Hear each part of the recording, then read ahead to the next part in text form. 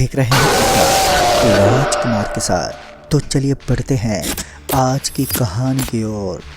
दोस्तों, इंसान की ज़िंदगी के लिए सबसे ज़रूरी काम होता है उसकी जॉब, और अगर इंसान को टाइम रहते अपनी जॉब नहीं मिलती तो उसे ज़िंदगी में काफ़ी मुसीबतों का सामना करना पड़ता है। ये कहानी सचिन की है। सचिन जो कि उत्तराखंड के निवासी हैं, और इस घटना का जिक्र करते हुए सचिन जी बताते हैं कि उन्होंने भी जॉब के चक्कर में अपनी ज़िंदगी दांव पर लगा दी थी। वो घटना आज भी उनके दिल में कयामत का एक ऐसा तूफान खड़ा कर देती है जो हर किसी के रोंगटे खड़े कर देती है। तो आइए जानते सचिन से जुड़ी हुई एक भयावह घटना उन्हीं के नज़रिए से। दोस्तों, मेरा नाम सचिन है और मैं उत्तराखंड का रहने वाला हूँ। हुआ कुछ ऐसा था कि उन दिनों मैं कहीं पर जॉब ढूंढ रहा था, लेकिन जॉब कहीं भी मिल नहीं रही थी, और ऊपर से घर वालों के रोज रोज के ताने और लड़ाई झगड़ों से बहुत ज़्यादा परेशान आ गया था। लेकिन साला कहीं पर भी जॉब नहीं मिलती थी, जिस वजह से गुस्सा खुद पर ही फूटने लगता था। मुझे तो समझ में नहीं आ रहा था कि मैं करूँ तो करूँ क्या। फिर उसके बाद मेरी मुलाकात मेरे ही एक करीबी दोस्त से हुई जिसका नाम दिनेश था। दिनेश ने बताया कि वो एक हॉस्पिटल में काम करता है और उस हॉस्पिटल के मुर्दा घर पर एक चौकीदार की ज़रूरत है। अगर तुम मुर्दा घर की हमेशा के खातिर चौकीदारी कर सको तो तुम्हें 1 महीने की अच्छी खासी रकम मिल जाएगी।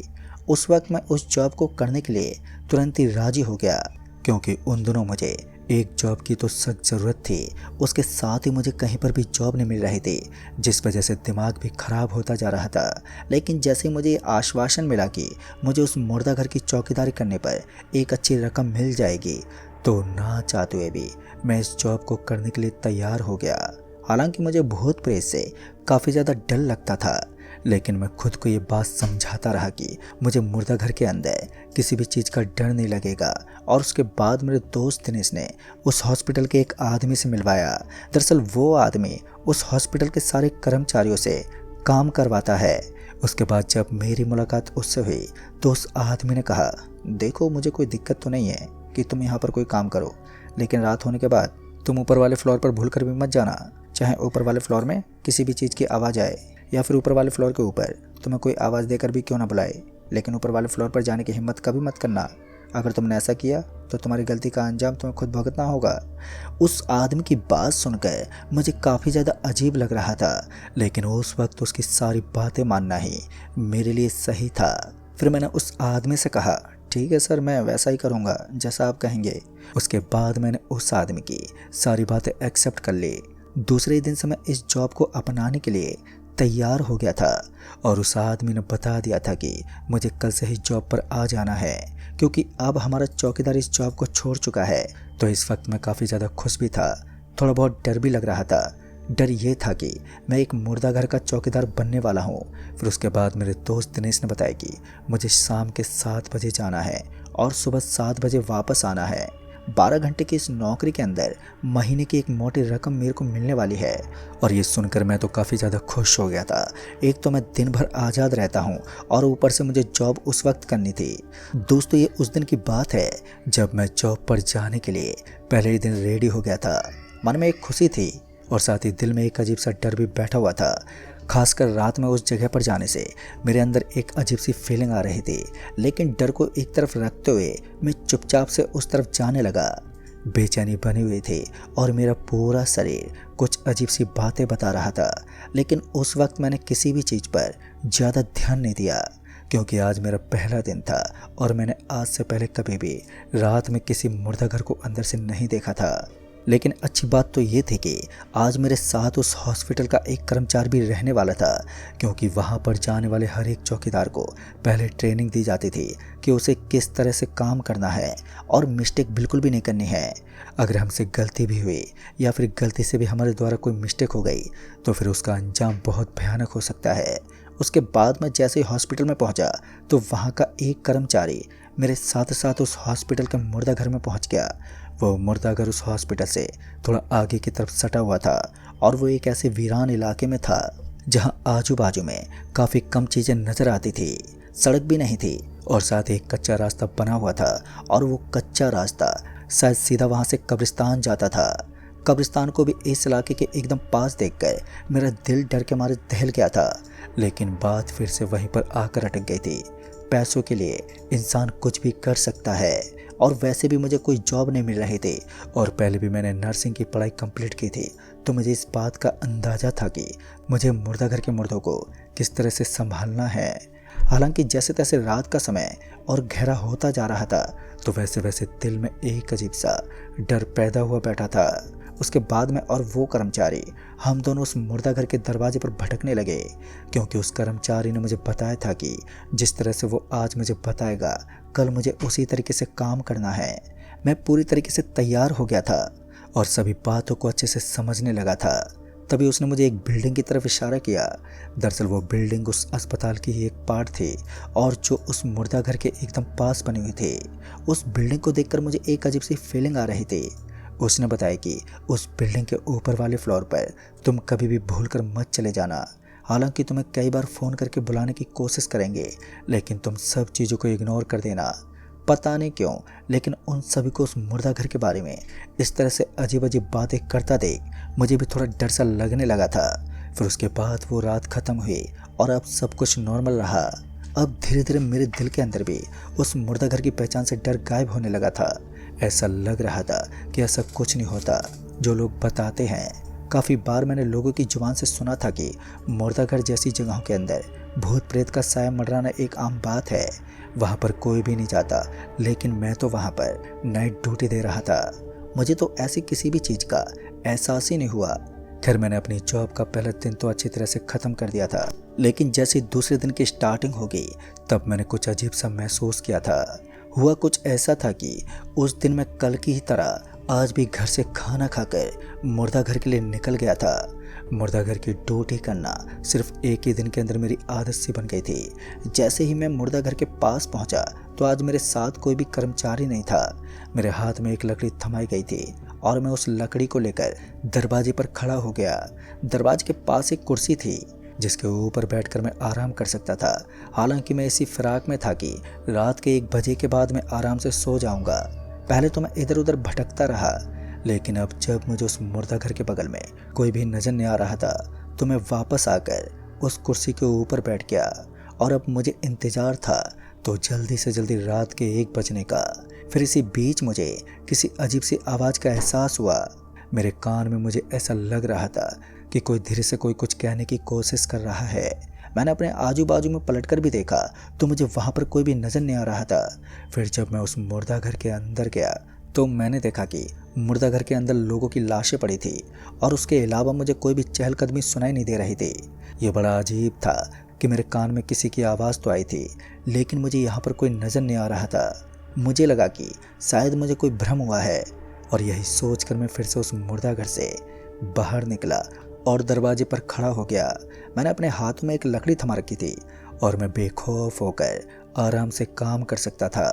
कुछ देर के बाद मैं कुर्सी पर आकर बैठा ही था कि तभी वहाँ पर लगे हुए गाइडलाइन फ़ोन की घंटी बजने लगी। जैसे ही मैंने फ़ोन की तरफ देखा तो मैं जल्दी से उठा और फ़ोन को उठाने के लिए चल दिया। मैंने फ़ोन उठाया तो सामने से आवाज़ आई, बिल्डिंग नंबर 4 में रूम नंबर 328 में पहुँच जाओ, अर्जेंट है। ये सुनते ही मेरे कान खड़े हो गए, क्योंकि उस फ्लोर के ऊपर जाने के लिए तो मुझे मना किया गया था और मुझे भी कुछ लोगों ने बता दिया था कि उस बिल्डिंग के ऊपर भटकना सख्त मना है।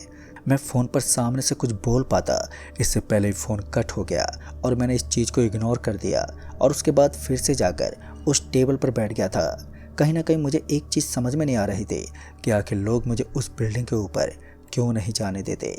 बिल्डिंग के ऊपर ऐसे कौन से राज को दफनाया गया है जिससे कि ये सारे डॉक्टर या फिर कर्मचारी लोग मुझसे छुपा रहे हैं। अंधेरा अपनी चरम सीमा के साथ छाया हुआ था और ऊपर से चांद की हल्की हल्की रोशनी भी अब गायब होने लगी थी। फिर मैं उस मुर्दाघर के दरवाजे के बगल में पड़ी हुई टेबल पर जाकर बैठ गया और तभी मुझे वहाँ से कोई गुजरता हुआ नजर आया जिसके हाथ में कोई चीज़ थी। उसे देखकर मैं तेज तेज उसके पीछे भागा, ये देखने के लिए कि कहीं वो कोई चोर तो नहीं है। लेकिन मैं भी पूरा जिद्दी इंसान था तो मैं उसके पीछे पीछे भागता हुआ उस फ्लोर पर पहुंच गया जहां पर मुझे जाने के लिए सख्त मना किया गया था। और जैसे मैं उस फ्लोर पर पहुंचा तो मेरे रोंगटे खड़े हो गए, क्योंकि वहां इतना सन्नाटा पसरा हुआ था कि मैं अपने शब्दों में बयान नहीं कर सकता। और मेरे पैर पटकते ही वहां पर लगी हुई लाइट एकदम से फ्लिप करने लगी। अब मुझे इतना ज़्यादा डर लग रहा था कि मैं अपने कदमों को पीछे खिसकाने लगा और तभी अचानक ही किसी ने मेरे कान में कहा, स्वागत है तुम्हारा इस मौत की दुनिया में। ये सुनते मैं एकदम से पीछे मुड़ गया और जैसे ही मैं पीछे मुड़ा तो मैंने देखा कि मोटी मोटी आंख वाला एक आदमी, जिसकी आंख एकदम नीली थी और शरीर काफ़ी ज़्यादा लंबा चौड़ा था, उसके पूरे शरीर पर पट्टी बंधी हुई थी और वो किसी मम्मी की तरह लग रहा था। मैंने उस आदमी से कांपती हुई जुबान में कहा, कौन हो तुम? लेकिन इससे पहले सामने से आवाज़ आ पाती कि उससे पहले मुझे उसके डरावने दांत दिखने लगे और फिर उसने मुझे धर दबोचा। अचानक मेरी पूरी की पूरी बॉडी को हवा में उठा दिया और इस बार उसने मुझे इतनी ज़ोर से उठाया था कि मेरी सांसें अटकने लगी थी। मुझे कुछ भी समझ में नहीं आ रहा था और तभी उस हैवान ने अपने नाखून मेरे पेट में गड़ा दिए। तभी मैं एक तेज चीख के साथ एकदम से उठ गया। तभी मैंने देखा कि मैं अभी भी मुर्दा घर की उस कुर्सी के ऊपर बैठा हुआ था और अब मैं एक भयानक सपने से बाहर निकला था। मैंने एक लंबी सांस ली। अब मुझे थोड़ा बहुत नॉर्मल महसूस हुआ कि ये सिर्फ एक बुरा सपना था। मैं उस बिल्डिंग के बारे में सोच कर अब तो बुरे सपने भी लेने लगा था। मुझे तो समझ में नहीं आ रहा था कि उस बिल्डिंग के अंदर ऐसा क्या है जो इतना ज़्यादा डरावना भी हो सकता है। मेरा पूरा का पूरा शरीर पसीने से तरबतर हो चुका था। उस वक्त मैं उठा और अब मुझे प्यास भी लग रही थी तो मैं पानी पीने के लिए मुर्दा घर के अंदर वाले नल के पास पहुंचा। जैसे ही मैं नल के पास गया तो मैंने देखा कि उसके अंदर तो खून भरा पड़ा था। ये सब देखते मेरे मुंह से चीख निकल गई और मैंने अपनी आंखें बंद कर ली। वैसे तो यहाँ पर मेरी चीख की आवाज़ सुनने वाला कोई नहीं था, क्योंकि लोग जानते थे कि यहाँ पर ऐसी आवाज़ का आना एक आम बात है। और उस वक्त मुझे डर तो बहुत लग रहा था, लेकिन जैसे मैंने अपनी आंख खोलकर फिर से उस नल की तरफ देखा तो वहाँ सब कुछ नॉर्मल हो चुका था। अब मुझे लगा कि शायद मेरी आंखों का कोई धोखा हुआ है, क्योंकि पहले भी मैं कितना भयानक सपना देख चुका था और अब तो इस तरह की हरकत होना मेरे लिए एक आम बात है। किसी तरह मैंने एक लंबी सांस ली और पानी पीने के बाद इधर उधर टहलने लगा। मैंने फ़ोन चलाना सही समझा, क्योंकि फ़ोन चलाने से हमारा दिमाग उस चीज़ को इग्नोर कर देता है। और यही सोच कर मैं थोड़ा बहुत फ़ोन चलाने लगा था कि मुझे आगे किसी चीज़ का डर ना लग सके। फ़ोन चलाते चलाते मैं वापस आकर उस कुर्सी पर बैठ गया था जहाँ पर मैं कुछ देर पहले बैठा हुआ था। अब मुझे नींद तो बिल्कुल भी नहीं लेनी थी, क्योंकि नींद लेते ही मुझे बहुत ही बुरे बुरे सपने आने लगते थे। आज के दिन ही मुझे ये सब देखने को मिल गया था तो मुझे अब डर भी लगने लगा था। जिस डर को मैंने दूर भगाने की कोशिश की थी अब वो फिर से ताज़ा हो गया था। लेकिन वही बात फिर से आकर अटक गई थी कि पैसों के लिए मुझे जॉब को तो करना ही था, चाहे मुझे इसके लिए अपनी ज़िंदगी भी दांव पर लगाना क्यों ना पड़ जाए। फिर उसके बाद में वापस आकर उस कुर्सी पर बैठा था तो मुझे ऐसा लग रहा था जैसे कि मेरे आजू बाजू में कोई भटक रहा है, जिसका मैं सिर्फ एहसास कर सकता हूँ। हालांकि वो मुझे दिखाई नहीं दे रहा था। वैसे तो मैंने ऐसी चीज़ों के बारे में काफ़ी पढ़ा था कि अगर कोई चीज़ का हमारे आजू बाजू में कोई अस्तित्व ही नहीं होता तो फिर भला वो इस दुनिया में कैसे हो सकती है। लेकिन एक बात तो ये भी सच है कि जहाँ पर भगवान होता है वहाँ पर भूत प्रेत का होना लाजमी होता है। इसी बीच मुझे रात के 1 बजने के लगभग एक आदमी भटकता हुआ नजर आया। ये बिल्कुल उसी तरह का आदमी था जिसको कुछ समय पहले मैंने अपने सपने में अपने सामने देखा था। इस बार मैं उस आदमी को फॉलो नहीं कर पा रहा था, क्योंकि मैं जानता था कि अगर मैंने ऐसा करने की कोशिश की तो मुझे भयानक परिणाम देखने को मिल सकता है। दोस्तों, वो रात भी बीत गई और अब भी सब कुछ नॉर्मल ही था। हालांकि एक सपने ने मुझे डरा तो दिया था, लेकिन ऐसा हो सकता था कि हमारा वो कोई भ्रम हो।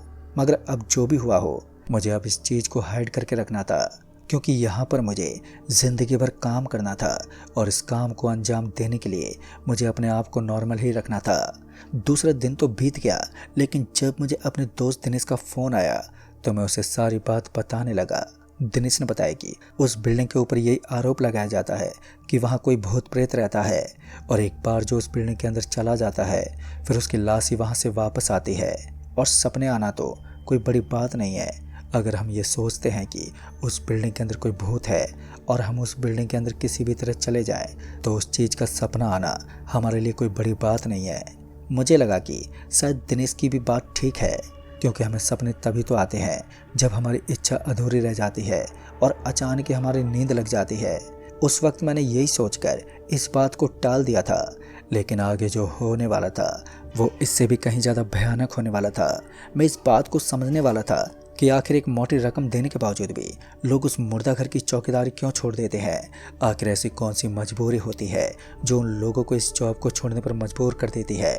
किसी तरह 10 दिन भी बीत गए और उन 8 दिनों के अंदर मुझे कुछ भी ऐसी चीज़ का एहसास नहीं हुआ जो मुझे डरा कर रख दे।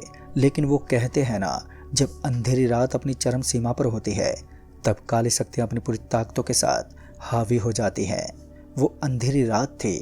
दूज की वो रात मेरी ज़िंदगी की सबसे भयानक और डरावनी रात बनी थी, जिसे मैं आज तक भूल नहीं पाया हूँ। आज भी उस रात की घटनाएं मेरे दिल में किसी फिल्म की तरह चलती हैं। रोज़ रोज़ की तरह आज भी मैं उस दिन खाना खाने के बाद अपने हाथ में एक पानी की बोतल लिए उस मुर्दा घर के लिए निकल पड़ा था। इन 8 दिनों के अंदर मैं उस मुर्दा घर के अंदर इतना ज़्यादा नॉर्मल हो गया था कि मैं उन डेड बॉडी को छूकर वापस आ सकता था, या फिर यूँ कहें कि उस मुर्दा घर के प्रति मेरा सारा का सारा डर निकल गया था और मरे हुए लोगों को इधर से उधर हिलाना डुलाना तो जैसे मेरे बाएं हाथ का काम था। इन सभी चीज़ों से मैं बिल्कुल भी नहीं डरता था, लेकिन जैसे जैसे आज की रात गहरी होती जा रही थी वैसे वैसे मैं डर और खौफ दोनों को एक साथ अपनी ज़िंदगी के सामने उसका काल बनते हुए देखने वाला था। जैसे उस अंधेरी रात का आगमन हुआ तो वैसे मैं रोज़ रोज़ की तरह आज भी मैं कुर्सी पर बैठ गया और फ़ोन को चलाने लगा। आजकल मैं फ़ोन में बिजी कुछ ज़्यादा ही रहता था, जिस वजह से मुर्दा घर की बाकी चीज़ों पर मेरा ध्यान भी नहीं जाता था और आराम से मेरा टाइम भी कट जाता था।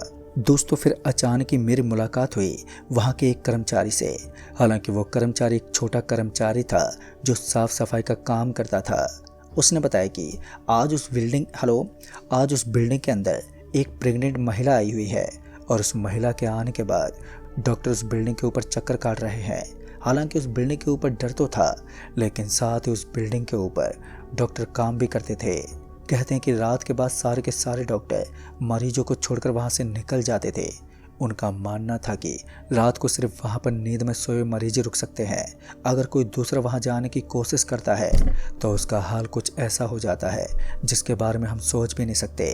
काफ़ी और भी चीज़ें थीं जो मेरे ध्यान में थी और मुझे अच्छे से याद था कि मुझे उस बिल्डिंग के ऊपर जाते वक्त किन किन चीज़ों का ध्यान रखना है और अगर मैं गलती से चला भी गया तो मुझे क्या करना है। ये सब चीज़ें मुझे ट्रेनिंग के दौरान बताई गई थी।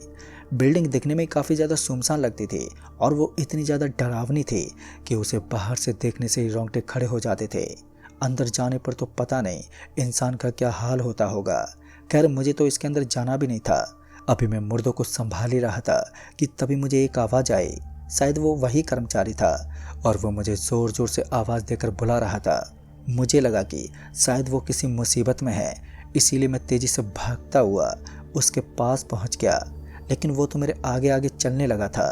फिर उसके पीछे पीछे मैं चल दिया और जैसे ही मैं फ्लोर पर पहुंचा तो मुझे किसी महिला की दर्द भरी आवाज़ आई। उस आवाज़ को सुनकर ऐसा लग रहा था जैसे कोई प्रेग्नेंट महिला ज़ोर ज़ोर से चिल्ला रही है। उस वक्त मैं भागना तो नहीं चाहता था, लेकिन वो मेरी मजबूरी हो गई थी। जैसे जैसे वो आदमी मेरे आगे आगे भाग रहा था तो मैं भी उसी के पीछे पीछे भाग रहा था। मुझे ऐसा लग रहा था कि ज़रूर कोई बड़ी मुसीबत में है।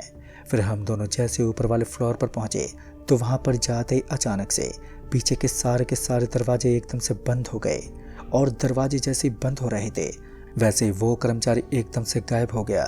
अचानक ही उस कर्मचारी को गायब होता देखकर मेरे रोंगटे अब खड़े हो रहे थे। मुझे समझ में नहीं आ रहा था कि भला ऐसे कैसे हुआ। और तभी अचानक ही मुझे किसी के पायलों की आवाज़ें आने लगी और इस पायल की आवाज़ को सुनकर मेरा दिल दहल रहा था। एकदम से मैंने जब पीछे मुड़कर देखा तो एक प्रेग्नेंट महिला हवा में उड़ रही थी। उसको इस तरह अपने सामने देखकर मैं पूरा पसीने से तरबतर हो गया। मैं डर के मारे थर थर काँप रहा था। तभी उसने काँपती हुई जुबान में कहा कि तुमने यहाँ पर आकर अच्छा नहीं किया। मैं तो समझ गया था कि रात में आने वाली भयानक आवाज़ इसी महिला की है जो एक भूतनी है। मैंने अपने कदमों को तुरंत ही पीछे हटा लिया, लेकिन अब उसके इस भयानक रूप को देखकर मुझे बहुत ही ज़्यादा डर लग रहा था और मुझे समझ में नहीं आ रहा था कि मैं क्या करूं। तभी मुझे सामने की तरफ एक खिड़की नज़र आने लगी जो कांच की खिड़की थी, लेकिन मैं चौथे फ्लोर पर था तो मुझे डर भी लग रहा था कि कहीं मैं यहाँ से नीचे कूदा तो मेरी जान ना चली जाए। लेकिन एक दर्दनाक मौत से तो अच्छा ही था कि मैं यहाँ से सीधा नीचे गिरकर मर ही जाऊँ। तभी उस महिला ने मेरा गला पकड़ लिया और अब मेरी आंखें भी ऊपर चढ़ने लगी थी। किसी तरह मैं अपने आप को छुड़वाने लगा। और जैसे मैंने पहली बार अपने आप को छुड़वाया तो मैं भागता उस शीशे से टकरा गया। शीशे से टकराते मैं सीधा नीचे गिरा और जैसे ही मैं नीचे गिरा तो मेरी हड्डियों में बहुत जोर की चोट आ गई और उस वक्त मैं पूरी तरह जख्मी हो चुका था। तो मेरी आंखें बंद हो गई। फिर उसके बाद पता चला कि मैं उसी हॉस्पिटल में हूँ और 23 दिन के बाद मुझे होश आया है। इतने दिन में बेहोश पड़ा था और मेरे बचने के बहुत कम चांस थे। खैर किस्मत अच्छी थी कि मैं जिंदा बच गया, लेकिन उसके बाद उस हादसे में मैंने अपना पैर हमेशा हमेशा के लिए गंवा दिया। लेकिन आज मुझे उस हॉस्पिटल की तरफ से कुछ रुपए मिलते हैं और मैं उस हॉस्पिटल के मेडिकल स्टोर पर अब काम करता हूँ। पर अच्छी बात यह है कि अब मेरी जॉब परमानेंट हो गई है और वो कभी भी मेरे हाथ से भी नहीं जा सकती। तो दोस्तों इस कहानी में बस इतना ही। कहानी आपको पसंद आई हो तो वीडियो को लाइक शेयर जरूर कर दें और साथ ही हमें नीचे कमेंट बॉक्स में ज़रूर बताएं। तो मैं आपका दोस्त राजकुमार जल्द ही मिलूंगा ऐसी एक और नई कहानी के साथ। तब तक के लिए बाय एंड टेक केयर।